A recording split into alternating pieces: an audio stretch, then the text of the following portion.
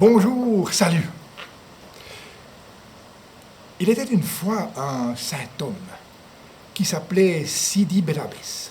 Sidi Bel Abbès, c'était la sagesse même. Et c'était un homme écouté. C'était un homme qui haranguait la foule pour faire respecter les préceptes saints. Or, ce vendredi-là, quand il s'est rendu à la mosquée,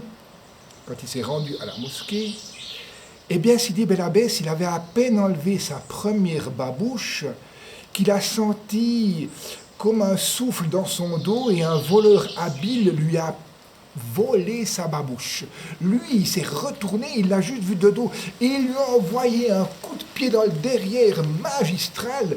Le gars, il a valdingué dans les airs et allez savoir pourquoi, comment, il s'est retrouvé au Caire, au palais royal, entouré de vizirs, tout étonné de voir ce vagabond avec sa djellaba trouée, une babouche à la main.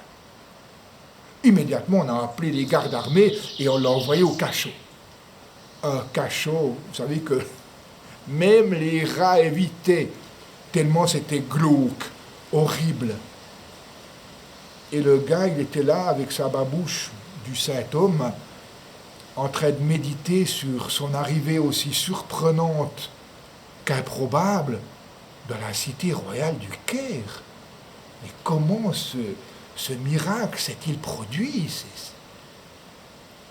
Il a rapidement été rejoint par deux autres brigands, voleurs de loukoum, de tapis ou d'œufs, tout simplement. Et les trois hommes pleuraient sur leur sort, se disant l'un à l'autre « Si au moins nous étions médecins, voleur, c'est pas un métier d'avenir, mais alors médecin. Actuellement, d'ailleurs, la fille du sultan est malade et le sultan a promis grande richesse à celui qui guérirait sa fille, ou la mort s'il échouait. » Et là, le gars avec sa babouche, il s'est levé, il a dit « Mais qu'est-ce que je fais ici ?» Et il a dit « Quoi, t'es médecin ?»« Oui, je suis médecin, je suis égaré dans ce pays. » Alors il est allé frapper contre la porte de la cellule, les gardes sont arrivés. Il a dit « Mais laissez-moi sortir, je suis médecin, je suis égaré dans ce pays, je ne sais pas pourquoi je suis arrivé ici.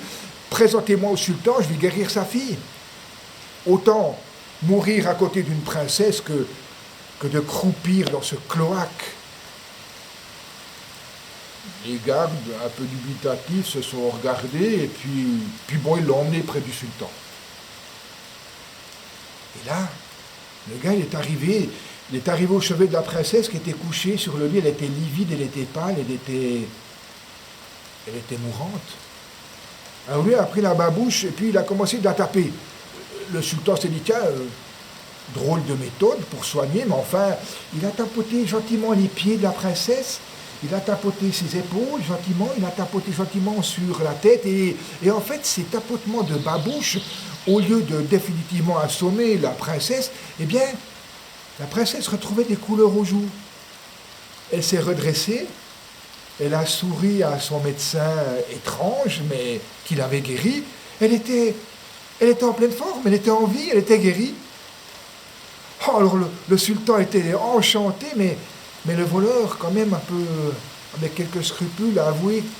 Il a dit, mais vous savez, ce n'est pas moi qui ai guéri votre fille, en fait c'est grâce à la babouche du saint homme, Sidi Bel Abbès, et ce pouvoir extraordinaire. Et devant cet aveu d'humilité, eh bien le sultan, il a donné une très très grosse récompense à celui qui était voleur. Alors le gars, il est retourné à Marrakech, il est retourné chercher Sidi Bel Abbès pour lui redonner sa babouche sacrée. Il l'a trouvé dans la rue en train d'haranguer la foule, d'haranguer la foule pour que la foule respecte les préceptes religieux, leur reprochant leur paresse d'âme. Et quand Sidi Bel Abbès a vu le voleur arriver, il lui a dit « Ha ha ha, hé mon gaillard, je savais bien que tu reviendrais de ton voyage très riche et avec l'esprit définitivement clair et décidé à ne plus jamais nuire aux autres. Aussi vrai que je vous le dis, mon compte est dit. Prenez bien soin de vous et de ce que vous aimez. Je vous embrasse.